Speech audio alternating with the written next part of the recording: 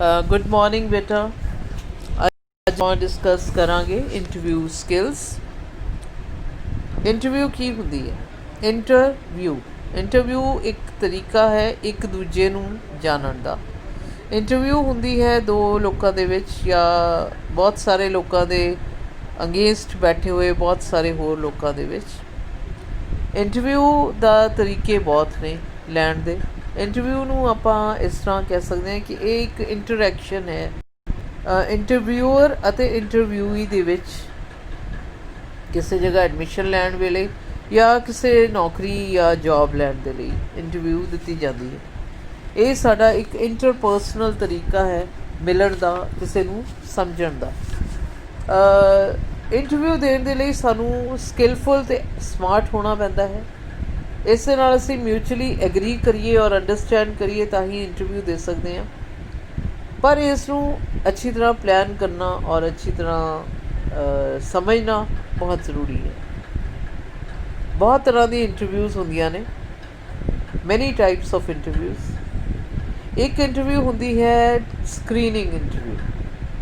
ਕੁਝ ਕੰਪਨੀਜ਼ ਕੁਝ screening tools use ਕਰਦੀਆਂ ਨੇ ਜਿਨ੍ਹਾਂ ਦੇ ਵਿੱਚ ਬਹੁਤ ਸਾਰੇ ਲੋਕਾਂ ਨੇ ਅਪਲਾਈ ਕੀਤਾ ਹੁੰਦਾ ਨੌਕਰੀਆਂ ਲਈ। ਉਸ ਦੇ ਵਿੱਚ ਉਹ ਕੰਪਿਊਟਰ ਦੇ ਰਾਹੀਂ ਇੰਟਰਵਿਊ ਜਾਂ ਸਕਰੀਨ ਆਊਟ ਕਰਦੇ ਨੇ ਤਾਂ ਕਿ ਉਹਨਾਂ ਦੇ ਜਿਹੜੇ ਕੈਂਡੀਡੇਟਸ ਨੇ ਉਹ ਘੱਟ ਜਾਣ, ਤਾਂ ਕਿ ਜਿਹੜੀ ਪਰਸਨਲ ਜਾਂ ਫੇਸ ਟੂ ਫੇਸ ਇੰਟਰਵਿਊ ਹੈ ਥੋੜ੍ਹੇ ਲੋਕਾਂ ਦੀ ਲੈਣੀ ਪਵੇ। ਡਿਜੀਟਲ ਰਿਜ਼ਿਊਮੇ ਤੁਹਾਨੂੰ ਮੈਂ ਸਿਖਾਵਾਂਗੀ ਕਿਵੇਂ ਲਿਖਣਾ ਹੈ, ਉਹ ਤੁਸੀਂ ਕਿਵੇਂ ਭੇਜਣਾ ਹੈ, ਅਤੇ ਫਿਰ ਉਸ ਤੋਂ ਬਾਅਦ ਤੁਸੀਂ ਇੰਟਰਵਿਊ ਦੇ ਲਈ ਕਿਵੇਂ ਅਪੀਅਰ ਹੋਣਾ ਹੈ ਔਨ ਦ ਕੰਪਿਊਟਰ, ਦੂਰੋਂ ਹੀ ਔਨਲਾਈਨ ਜਿਹਨੂੰ ਕਹਿੰਦੇ ਨੇ। ਤੁਸੀਂ ਇਸ ਦੇ ਲਈ ਆਪਣੇ ਰਿਜ਼ਿਊਮੇ 'ਤੇ ਪ੍ਰੋਪਰ ਝੂਠ ਨਹੀਂ ਬੋਲਣਾ, ਸੱਚ ਬੋਲਣਾ ਹੈ। ਵਧਾ ਚੜ੍ਹਾ ਕੇ ਆਪਣੀਆਂ ਹੌਬੀਜ਼ ਜਾਂ ਹੋਰ ਚੀਜ਼ਾਂ ਨਹੀਂ ਦੱਸਣੀਆਂ। ਜਿਹੜੀ ਚੀਜ਼ ਤੁਹਾਨੂੰ ਨਹੀਂ ਆਉਂਦੀ ਉਹਦੇ ਬਾਰੇ ਕੁਛ ਨਹੀਂ ਲਿਖਣਾ, ਝੂਠ ਨਹੀਂ ਬੋਲਣਾ। ਅਗਰ ਝੂਠ ਬੋਲੋਗੇ ਤਾਂ ਫੜੇ ਜਾਓਗੇ, ਔਰ ਜੇ ਫੜੇ ਗਏ ਤਾਂ ਸਦਾ ਲਈ ਬਲੈਕ ਲਿਸਟ ਹੋ ਜਾਂਦਾ ਹੈ ਬੰਦਾ। ਦੂਸਰੀ ਇੰਟਰਵਿਊ ਹੁੰਦੀ ਹੈ ਸਟ੍ਰੈਸ ਇੰਟਰਵਿਊ। ਇਹ ਸਟ੍ਰੈਸ ਇੰਟਰਵਿਊ ਇਸ ਤਰ੍ਹਾਂ ਲਈ ਜਾਂਦੀ ਹੈ ਕਿ ਤੁਹਾਨੂੰ ਵੇਟਿੰਗ ਰੂਮ ਦੇ ਵਿੱਚ ਬਿਠਾ ਦਿੱਤਾ ਜਾਂਦਾ ਹੈ, ਘੰਟਾ ਤੁਹਾਨੂੰ ਬੁਲਾਇਆ ਹੀ ਨਹੀਂ ਜਾਂਦਾ ਅਤੇ ਤੁਹਾਨੂੰ ਦੇਖਦੇ ਨੇ, ਉਹ ਚੈੱਕ ਕਰਦੇ ਨੇ ਇਸ ਸਟ੍ਰੈਸ ਦੇ ਵਿੱਚ, ਗੁੱਸੇ 'ਚ ਆ ਕੇ ਇੰਟਰਵਿਊ 'ਚ ਕਿਵੇਂ ਰਿਐਕਟ ਕਰਦਾ ਹੈ, ਕਿਵੇਂ ਛੱਡ ਜਾਂਦਾ ਹੈ ਜਾਂ ਕਿਵੇਂ ਬੋਲਦਾ ਹੈ। ਕੀ ਇਹ ਸਟ੍ਰੈਸ ਨੂੰ ਟੈਕਲ ਕਰ ਸਕਦਾ ਹੈ ਜਾਂ ਕੀ ਇਹ ਸਟ੍ਰੈਸ ਦੇ ਵਿੱਚ ਕਿਵੇਂ ਆਪਣੇ ਆਪ ਨੂੰ ਸੰਭਾਲ ਸਕਦਾ ਹੈ। ਅਤੇ ਇਸ ਤਰ੍ਹਾਂ ਉਹਨਾਂ ਨੂੰ ਪਤਾ ਲੱਗ ਜਾਂਦਾ ਹੈ ਕਿ ਇੰਟਰਵਿਊ ਕਰਨ ਵੇਲੇ ਕਿ ਇਹ ਬੰਦਾ ਸਾਡੇ ਇੱਥੇ ਕੰਮ ਕਰਨ ਦੇ ਲਾਇਕ ਹੈ, ਕਿ ਤੁਸੀਂ ਇਸ ਕੰਪਨੀ ਦੇ ਕਲਚਰ ਦੇ ਵਿੱਚ ਟਿਕ ਸਕੋਗੇ। ਤੀਸਰਾ ਹੁੰਦਾ ਹੈ ਬਿਹੇਵੀਅਰ, ਤੁਹਾਡਾ ਸੁਭਾਅ ਕਿਹਾ ਜਿਹਾ ਹੈ। ਹੁਣ ਸੁਭਾਅ ਕਿਵੇਂ ਦੇਖਿਆ ਜਾਂਦਾ ਹੈ? ਉਹ ਤੁਹਾਨੂੰ ਕੁਛ ਕੁਐਸਚਨੇਅਰ ਦਿੰਦੇ ਨੇ ਜਿਨ੍ਹਾਂ ਨੂੰ ਸਾਈਕੋਲੋਜੀਕਲ ਟੈਸਟ ਕਹਿੰਦੇ ਨੇ। ਉਹਨਾਂ ਦੇ ਵਿੱਚ ਪ੍ਰੋਬਲਮ ਸੋਲਵਿੰਗ ਸਕਿੱਲਸ ਜਾਂ ਐਬਿਲਿਟੀਜ਼ ਚੈੱਕ ਹੁੰਦੀਆਂ ਨੇ। ਉਹਦੇ ਤੁਹਾਡੀ ਲੀਡਰਸ਼ਿਪ ਕੁਆਲਿਟੀਜ਼ ਚੈੱਕ ਹੁੰਦੀਆਂ ਨੇ ਕਿ ਤੁਸੀਂ ਕਿਸੇ ਕਨਫਲਿਕਟ ਦੇ ਵਿੱਚ ਆਉਂਦੇ ਹੋ ਤਾਂ ਉਸ ਨੂੰ ਕਿਵੇਂ ਰਿਜ਼ੋਲਵ ਕਰੋਗੇ।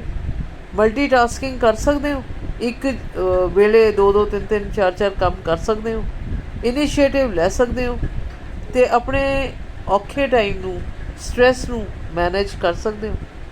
ਕਿਵੇਂ ਡੀਲ ਕਰੋਗੇ ਇਹਨਾਂ ਸਿਚੁਏਸ਼ਨਸ ਦੇ ਨਾਲ, ਇਹ ਕੁਐਸਚਨੇਅਰ ਦੇ ਨਾਲ ਪਤਾ ਲੱਗ ਜਾਂਦਾ ਹੈ। ਇੱਕ ਇਹ ਇੰਟਰਵਿਊ ਹੁੰਦੀ ਹੈ। ਫਿਰ ਇੱਕ ਹੁੰਦੀ ਹੈ ਗਰੁੱਪ ਇੰਟਰਵਿਊ।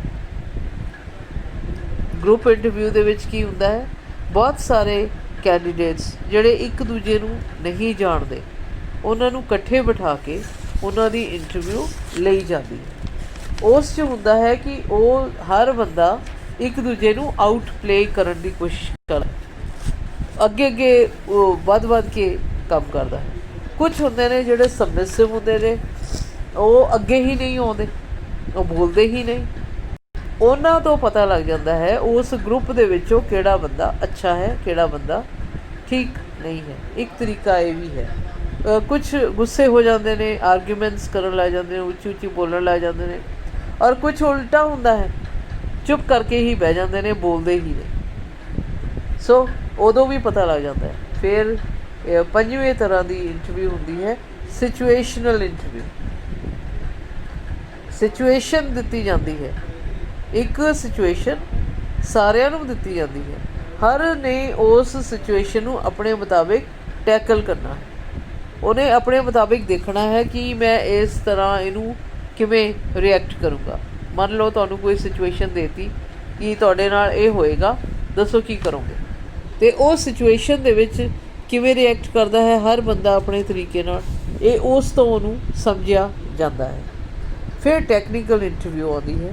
ਟੈਕਨੀਕਲ ਇੰਟਰਵਿਊ ਤੁਹਾਡੇ ਉਸ ਕੰਮ ਦੇ ਮੁਤਾਬਿਕ ਹੁੰਦੀ ਹੈ। ਜਿਵੇਂ ਤੁਸੀਂ BCom ਕਰ ਰਹੇ ਹੋ, ਤੁਹਾਨੂੰ ਕਮਰਸ ਦੇ ਬਾਰੇ ਕਿੰਨਾ ਪਤਾ ਹੈ, ਤੁਸੀਂ ਕਮਰਸ ਤੋਂ ਕੀ ਸਮਝਦੇ ਹੋ, ਕਿਵੇਂ ਤੁਸੀਂ ਅਕਾਊਂਟਸ ਨੂੰ ਟੈਕਲ ਕਰੋਗੇ, ਕਿਵੇਂ ਤੁਸੀਂ ਬਿਜ਼ਨਸ ਨੂੰ ਟੈਕਲ ਕਰੋਗੇ, ਕਿਵੇਂ ਤੁਹਾਡੀ ਟ੍ਰੇਨਿੰਗ ਤੁਹਾਨੂੰ ਦਿੱਤੀ ਜਾਵੇ ਤਾਂ ਕਿ ਤੁਸੀਂ ਅੱਛੇ ਨੌਕਰੀ ਦੇ ਵਿੱਚ ਆ ਸਕੋ, ਅੱਛੇ ਵਰਕਰ ਬਣ ਸਕੋ।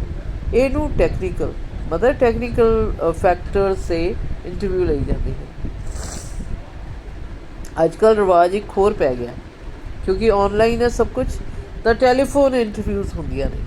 ਉਹ ਕੀ ਹੈ ਕਿ ਫ਼ੋਨ 'ਤੇ ਤੁਹਾਨੂੰ ਕੁਛ ਬੰਦਿਆਂ ਨੂੰ ਸਿਲੈਕਟ ਕਰ ਲੈਂਦੇ ਨੇ, ਉਹਨਾਂ ਨੂੰ ਫ਼ੋਨ ਕਰਦੇ ਨੇ ਅਤੇ ਉਹਨੂੰ ਫ਼ੋਨ 'ਤੇ ਹੀ ਉਹਦੀ ਇੰਟਰਵਿਊ ਲੈ ਲਈ ਜਾਂਦੀ ਹੈ, ਉਹਨੂੰ ਸਵਾਲ ਜਵਾਬ, ਉਹਨੂੰ ਹੋਰ ਸਾਰਾ ਕੁਛ।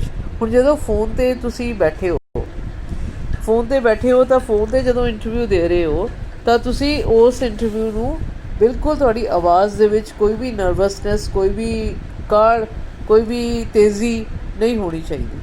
ਤੁਹਾਡੇ ਸਟੇਬਿਲਿਟੀ ਨਜ਼ਰ ਆਉਣੀ ਚਾਹੀਦੀ ਹੈ ਤੁਹਾਡੀ ਆਵਾਜ਼ ਤੋਂ, ਤੁਹਾਡੇ ਉਸ ਤੋਂ।